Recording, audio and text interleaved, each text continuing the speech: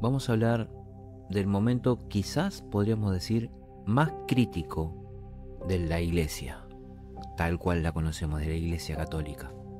Papa Francisco enfermo, el Vaticano en alerta, las luchas de poder que nadie te cuenta, qué pasa realmente cuando un papa está grave o está en esta situación. ¿Es real eso que mucho se está hablando y viralizando en cuanto al ritual del martillo de plata? ¿O solamente es una leyenda? ¿Quién manda en el Vaticano cuando el Papa no está o se debilita? Pero un poco la idea hoy es abordar actualidad del Vaticano, de la Iglesia. Hoy vamos a tener un invitado especial que ustedes ya lo conocen, es Carlos, sacerdote, mexicano. Vamos a contar todo lo que de alguna manera, entre comillas, se oculta dentro de los muros del Vaticano. Así que con este amigo que nos va a acompañar hoy, vamos a conocer un poco de estos secretos, de secretos en realidad no tan secretos, ¿no? Pero muchos de ellos ya se están hablando. Pero la idea hoy es prepararse para una información que normalmente no sale en vivos, porque normalmente todo este tipo de situaciones, este tipo de videos casi nunca es viral. Y quizás este tampoco lo sea, pero de igual modo me atrevo a compartirlos porque me parece interesante por lo menos la opinión de alguien que está rodeado, empapado de esta información. Con ustedes, Carlos, nos vemos.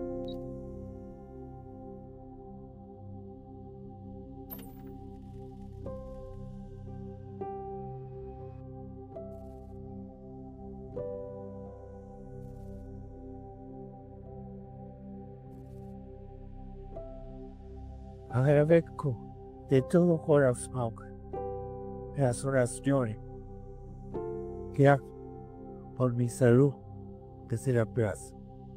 Los acompaño acá. Que Dios los bendiga y te avisa. Uy, gracias.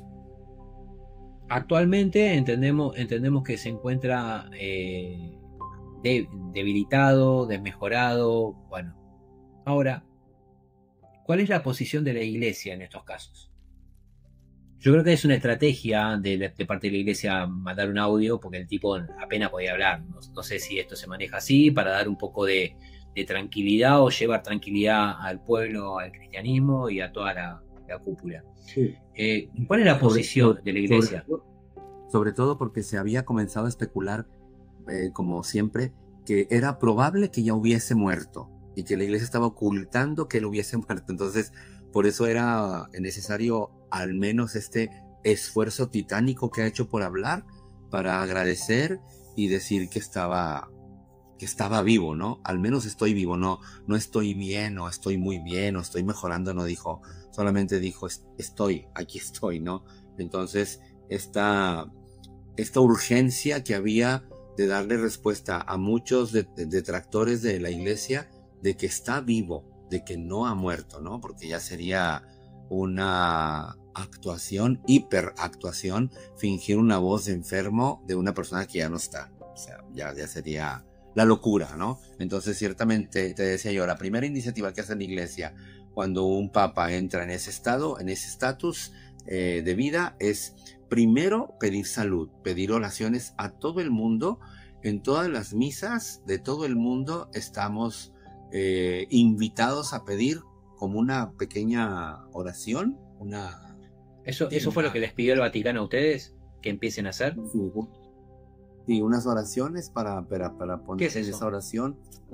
No, es un papel para decir, aquí está el texto, eso podemos decir, ¿no? El texto donde nos pedían que hiciéramos una oración por su salud y por su...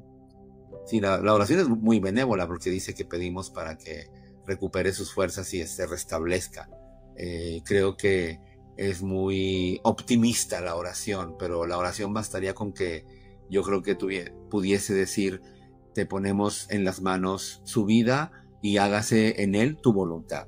Me parece mucho más claro que te pedimos que pronto esté muy bien para que pronto siga gobernando la Iglesia. Así dice un poquito de oración. Entonces, es como que un tono muy, muy optimista. Creo que la Iglesia a veces somos muy optimistas, pero tenemos que empezar a ser también más realistas, ¿no? No decir ya queremos saber de qué color va a ir el féretro, pero sí podemos ser más aterrizados, ¿no? En ese sentido es un poco ingenua mi iglesia, ¿no? Un poco ingenua vamos a pedir para que se restablezca, pero está muy mal. Entonces, es eso, ¿no? Sí. Ahora venga otra pregunta.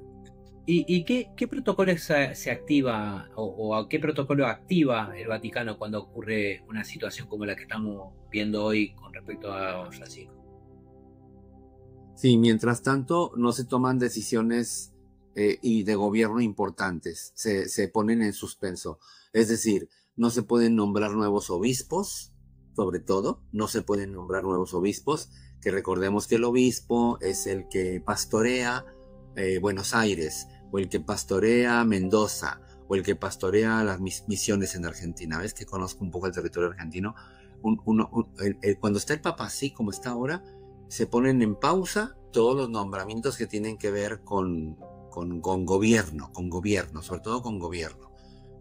No se pueden tomar decisiones sin que él las apruebe, y porque el Papa aprueba que me hagan a mí obispo, cosa que nunca va a pasar.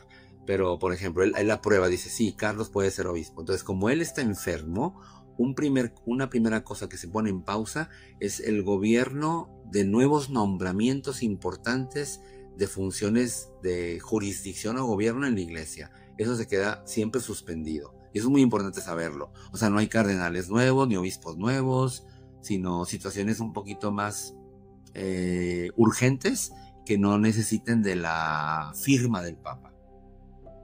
Por eso es importante que si enferma o renuncie, ya tiene su carta, él ya redactó una carta, solo que no la ha presentado porque no ha dicho que está listo para renunciar, porque él está esperando su mismo cuadro de pronóstico reservado, pero él ya tiene una carta lista para que cuando él diga presenten la carta está lista donde él dice me libero de mi obligación y pido que sea relevado por uno nuevo.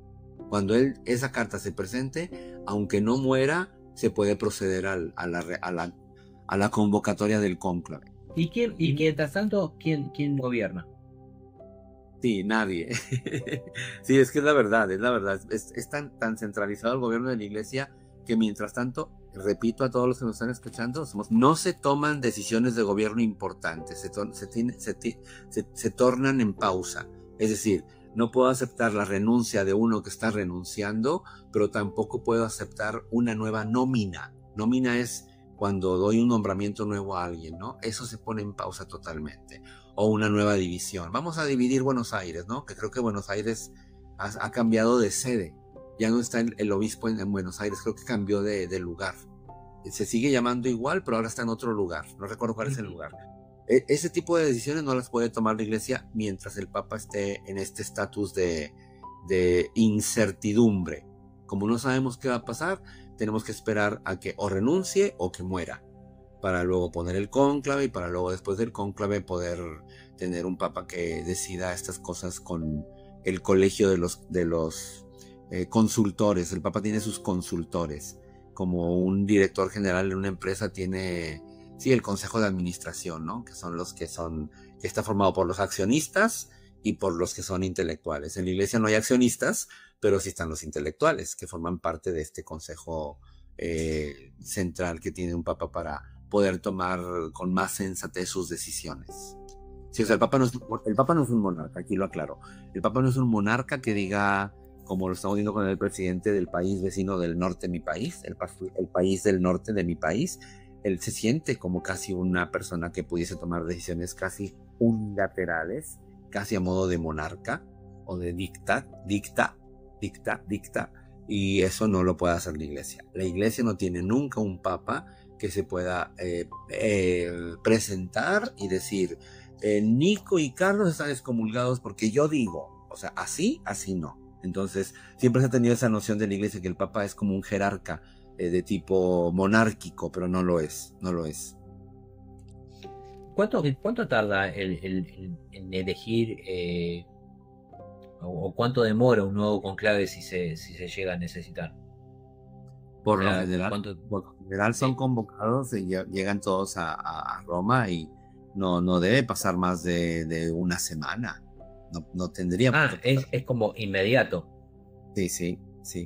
O sea, la convocatoria, que se espere que viajen todos los que tienen que viajar, los convocados, los que tienen derecho a, que son la mayoría de los cardenales de menos de 80 años, sobre todo, porque los menores de 80 años son los que tienen derecho a ser elegidos. Si alguien tiene 80 años, ya no puede ser elegido, pero todavía puede, en este caso, votar, pero no puede ser elegido porque ya tiene 80 años, ¿no? Pero los menores de 80 años son convocados y se presentan con un número alrededor de 113, 120, es el número de cardenales que hay ahorita como electores, creo, 124 creo, no tengo el número porque el Papa Francisco ha hecho que creciera el número porque porque habían muerto o porque muchos habían llegado a la edad en la que ya no son papables y era necesario renovar el colegio de los cardenales, y lo hizo nombrando en estos años de Papa Francisco, ha nombrado a la mayoría de los electores, los ha nombrado él. Quedan muy pocos de los cardenales que creó, se dice crear, que creó Benedicto, y mucho menos quedan muy pocos cardenales creados por Juan Pablo II. Esto habla de una esperanza, aunque no es el tema de esta noche, de que quienes elegirán al Papa, la mayoría, al menos la mayoría, fueron vistos por Francisco. O sea, quiénes son, cómo son, qué hacen, cómo piensan, en el sentido de que podemos decir que hay una ala bastante moderna en el colegio de los cardenales. ¿Por qué? Porque los ha nombrado él, y él tenía toda la claridad de hacerlo sobre personas que no tuvieran que ver, como en la película Cónclave, con el tradicionalismo de ultraderecha, ultraconservador, ni que tuvieran que ver con el clericalismo de los que somos con un coche BMW y un departamento de lujo en un penthouse, que existen cardenales que pueden vivir así. Él dijo, yo necesito ver cardenales que estén a contacto con las situaciones más extremas de la pobreza y de la sociedad, y es donde él ha creado, y sobre todo son jóvenes. Creo que el más joven tiene 40 y tantos años, el cardenal más joven, no tiene 50. Mirá vos. Sí, es un caso insólito. Un cardenal que tiene como 40 y algo, no recuerdo cuánto. Pero no es casualidad, la renovación vino por algo, porque también se dan cuenta de que lo voy a decir medio bruto, pero el vejestorio, digamos, en la parte más vieja, el vejestorio llevó a la iglesia a un gran éxodo de creyentes, que se situaron, bueno, cada uno en su propia búsqueda. Me parece a mí que han hecho... Mira, Nico, no sé si es que, y vamos a respetar, claro, el tiempo, cuando tú me digas, ya terminamos, Carlos, por ahí esta noche, pero yo me siento como pez en el agua hablando contigo porque la gente necesita escuchar estas cosas. Por ejemplo, fíjate lo que acabas de decir. Tú lo has dicho, no Carlos. Has dicho, el vejestorio. Es con todo respeto que voy a decir lo siguiente. Sí, claro, obvio, por supuesto. ¿Qué voy a decir? Que aunque bien el ala conservadora tiene a la mayoría de los miembros del clero, de los cardenales, como personas mayores, muy mayores, la mayoría, los de la ultraderecha, muy conservadores, él estratégicamente buscó no solo que fuesen jóvenes, porque escúchenlo todos, hay jóvenes ultraconservadores. Esos son yo digo, sigue siendo un peligro, una amenaza para la iglesia, porque son jóvenes. Pero entonces él lo que hizo es crear cardenales que tuviesen las miras del modernismo que está viviendo la iglesia. ¿Para qué? Para que cuando volviese a ver este momento que está llegando próximamente, no se volviese como a un retroceso, sino a un continuar. Y la gente dice, ya vino un papa liberal, es ¿no? Seguro viene uno muy conservador. No sería, no es como el péndulo, No es así, porque él fue muy listo, repito, y con esa visión que le dio el Espíritu Santo, prefirió haber encontrado personas que puedan llevar la misión de la iglesia a esos rincones y a esos espacios de los que no se hablaba antiguamente. Los matrimonios los divorciados vueltos a casar, las minorías, obvio, los toxicodependientes. El Papa Francisco ha roto muchos esquemas. Ahora puso una mujer como gobernadora del Vaticano, ¿no?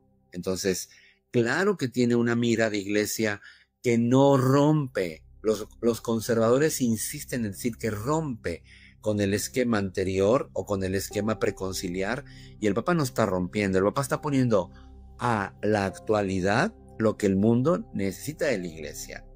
Y el mundo necesita una iglesia, así como que dicen todos, más despierta, más atenta, que no esté muy fijada, termino, a las formas, a los ritos, al cumplir por el cumplir, sino que sea una iglesia más compasiva, más humilde y más misericordiosa. Claro. Entiendo que como todo trabajo, lo llevo como un poco a ese terreno para que sea más amigable de todos. En todo trabajo existen luchas, existen internas entre diferentes sectores. ¿La iglesia pasa lo mismo con el tema de la sucesión del Papa, respecto de la sucesión del Papa? Y la película lo refleja perfectamente. La película quizá hace un poco más de novela, de thriller, de intriga, pero no deja de ser muy parecido a lo que al final de cuentas se vive, porque somos hombres de carne y hueso. Fíjate que una cosa que hace mucho la película, lo hace 2 veces. 2 veces los pone fumando. Las películas no intentan mucho nunca hacer eso, ¿no? Pero como para dejarnos ver, mira, los curitas estos también fuman. O sea, claro. Fumar no es bueno, ¿no? Para empezar, por línea general. No hablo de la espiritualidad, hablo pues de la salud. Pero pasan que son hombres de carne y hueso frágiles, ¿no? Y entonces ya el que pongan que fuman y el que ponen una escena donde están todos con el celular, todos así viendo celular, ¿no? Todos así viendo un poquito al principio cuando llegan, porque luego que llegan, los celulares son retirados para que no tenga ninguna distracción. Pero mientras le retiran el celular, todos están con el celular.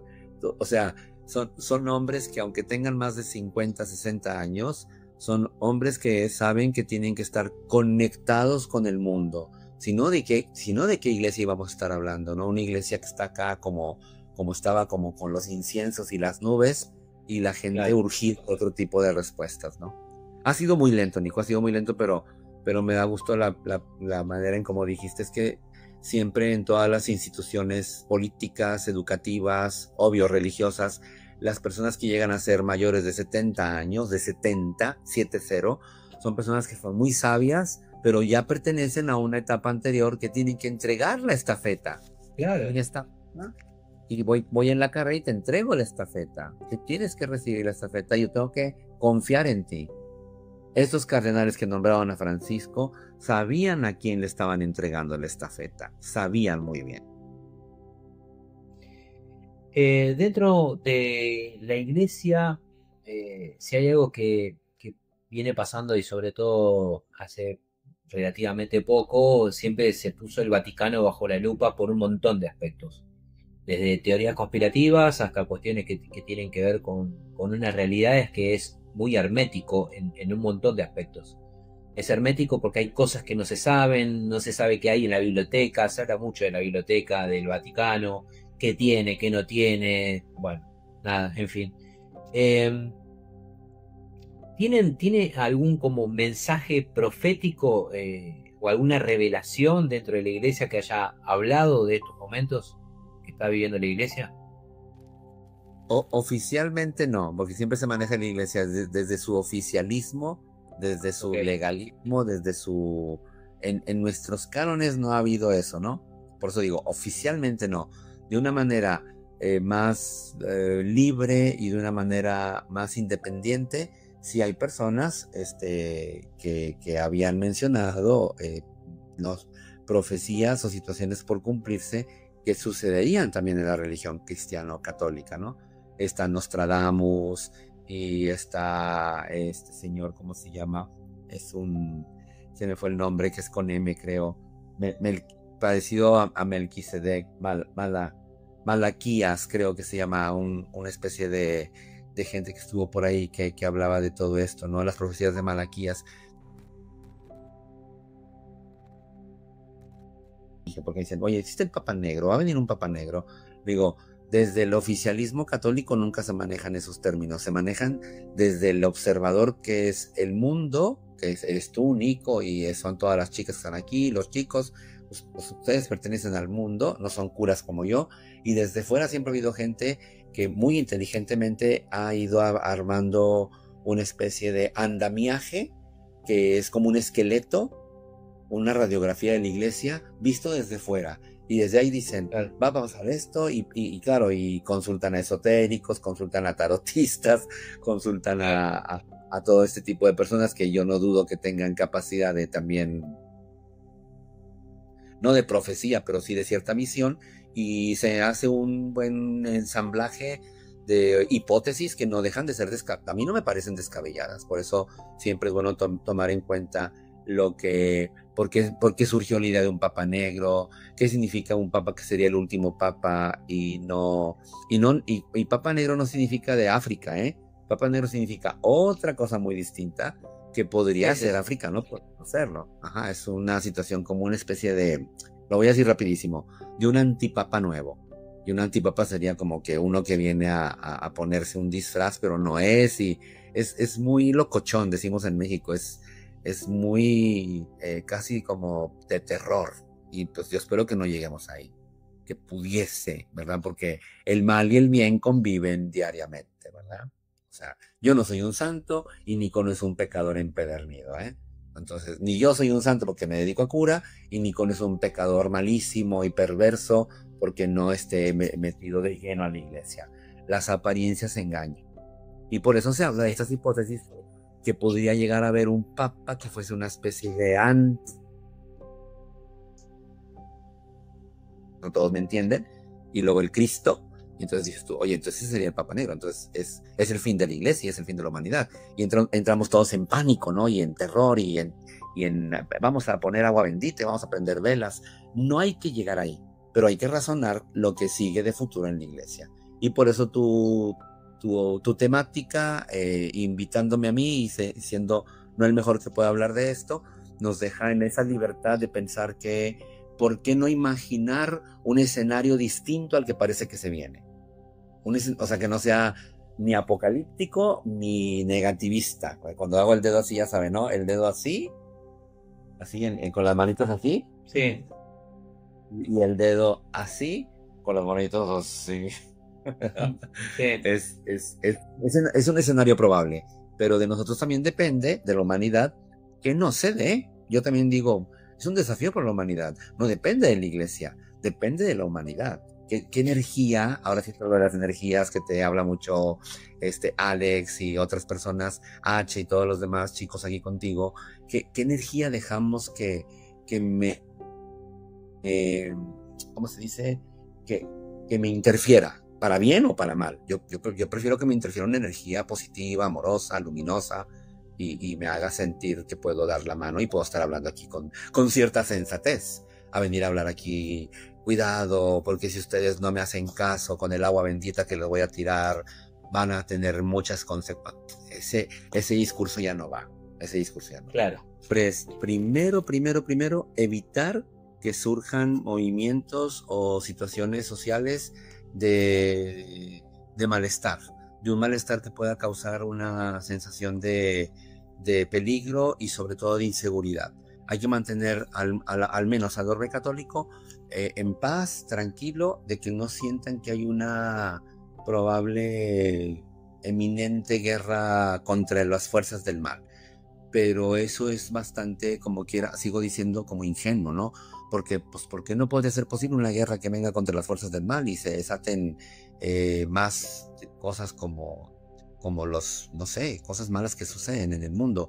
No solo a mano del hombre, sino también incluso en este juego de las fuerzas de la naturaleza, ¿no? Incendios, tsunamis, etcétera, ¿no? Entonces, sí es siempre que no perdamos la calma para que si corremos todos no nos hagamos una estampida. Pero también creo yo, la iglesia es muy lista y siempre está llamando a no desechar a la primera cualquier brote o cualquier cosa que huela o sepa a estas teorías de vienen peligros o viene el Papa Negro. Es decir, antes era como que cierra la puerta o cierra la ventana, no escuches esto. Hoy por hoy, en ese tipo de hombres que son un poco más ahora sí, de nuestro tiempo, si bien hay unos de ultraderecha que son los que son un poco más bloqueados o cerrados, está la apertura a dialogar. Tan como estoy yo aquí dialogando, como ellos dialogan con intelectuales de alto vuelo que tienen que ver con el esoterismo, con la astrología. Sí existe ese diálogo. Muchos creen que no existe. Pero ¿cuál es el papel del Opus Dei en esta situación? ¿U otros grupos dentro del poder del Vaticano en momentos como este? ¿Cuál es la posta? A ver si escuché bien. ¿De los curas? ¿O de qué? ¿Cuál es el papel del Opus Dei y de otros grupos con respecto a esto? Sí. Sí, pues primero digo que tremendo, ¿no? Tremendo porque acaba de salir un documental en HBO Max, que ahora se llama solamente Max. Eso sí lo podemos decir aquí abiertamente, las plataformas Netflix, etcétera. Acaba de salir un documental que tiene como subtítulo ¿Por qué dejé el Opus Dei? Y son 11 mujeres, creo, o 13 entrevistadas en 4 o 5 capítulos que hablan situaciones que yo creo que sí ya fueron llevadas a documental, audiovisual, de una manera con mucha inversión, porque tiene una inversión hacerlo desde el HBO Max o cualquier plataforma de las que conocemos. Esto es para poder decir, sí son brazos de la iglesia muy fuertes, el Opus Dei, los Legionarios de Cristo, los jesuitas, por supuesto, pero son muy distintos. Los jesuitas son más como Papa Francisco, es decir, se tornaron de ser en algún momento de la iglesia bastante ortodoxos y solamente ortodoxos, hasta ser desafiantes y hacerle como el contrapeso a la teología tradicional de la iglesia, a los jesuitas. Pero los Legionarios de Cristo y el Opus Dei buscan una manera eclesiástica muy por las formas otra vez y por las estructuras externas. Entonces el Opus Dei tiene mucho peso y Legionarios de Cristo porque manejan mucho dinero de aportación al sostenimiento de las obras de la iglesia, es decir, a catedrales, a casas de retiros, a lugares de reposo. Es decir, se desconocen cuáles son los nexos de esas dos instituciones con los poderosos de este mundo, que son los que tienen el capital, pero hay un nexo porque no pueden haber dicho que sacaron esas aportaciones o contribuciones del mero pueblo de Dios. O sea, del pueblo no, es de gente muy poderosa que pone en sus manos financiamientos muy muy alto valor para que ellos luego sostengan muchas cosas que la iglesia tiene por qué mantener. O sea, te repito, conventos, hospitales, escuelas, universidades. Entonces, sí es un secreto para los que no formamos parte del Opus Dei o de los Legionarios de Cristo saber qué tipo de discurso le venden a los poderosos, o al revés, cómo los poderosos han llegado, los de las élites, a ellos para financiar dinero de la iglesia con tal de, y ahí sí, mira, es un secreto. No hay mente que yo creo que esté ahorita hablando en TikTok que sea capaz de contestarme a mí y a ti qué tipo de quién maneja quién, o el capitalista maneja el Opus Dei, o el Opus Dei tiene tanta fuerza que consigue los donativos y las aportaciones de los capitalistas para poder llevar una línea de iglesia bastante hoy por hoy, como tú dijiste, y termino, no seguida ya por muchos. Ya muchos no lo siguen. O sea, sí tienen muchos seguidores, sí tienen muchas personas, siempre se manejan como reuniones multitudinarias cuando tienen ellos sus encuentros o congresos, pero ya no son tantos, y menos con este material como el que acaba de salir. Ahora investigo bien el nombre para que la gente, quien lo quiera ver, se asome un poquito a otra opinión distinta de este tipo de instituciones. Hablan de lo que vivieron y de cómo se les hacía sobre todo eso, ¿no? Un chantaje a su conciencia. Es que mira, si te portas, si te sales mal, te va a ir muy mal, nadie te va a ayudar, nadie te va a creer. Todo este hermetismo que estas personas desafiaron y finalmente salieron y hoy están libres y están haciendo un documental para darlo a conocer al mundo, ¿no? Esto es lo que sabemos. ¿Qué es lo que pasa con el Papa? Si está, y todo lo que hablamos del martillo de plata, cómo se maneja el cuerpo, qué es lo que pasa con... No sé quién es el que está con el martillo primero, quién es el que decide. Cualquier cardenal, el protodiácono. Sí, es uno que ya está, que ya existe, que es como el que tiene ese privilegio y ese deber. En la película también sale. En la película sale, y de hecho en la película del cónclave hay un momento en el que le dice otro cardenal a él, pues si no voy a ser yo, puedes ser tú, le dice. Y ahora vamos a votar por ti. Y él dice, no, yo estoy aquí para servir a la iglesia, no porque quiero ser papa. Pero luego él dice, bueno, me atrevo a pretender ser papa, con tal de que no gane la ultraderecha. Y voy a aprovechar que Nico llegó a ponernos el audio, porque a mí, no, yo voy a seguir aquí en el vivo, pero yo me siento tan satisfecho de lo que hemos tratado. Sé que hay más preguntas, sé que hay más cosas, sé que quisiéramos hacer los lives muy largos, la gente a veces quiere, pero yo con ese saludo del Papa para decir dos cosas y yo en terminar mi intervención. Si luego en futuro podremos, porque va a venir el tiempo en que tendremos que hablar más cosas, Nico y yo, con ustedes, porque suceden cosas nuevas en la iglesia que están por suceder, parece. Sì, a tutti. E vedo questa signora con i fiori gialli, più brava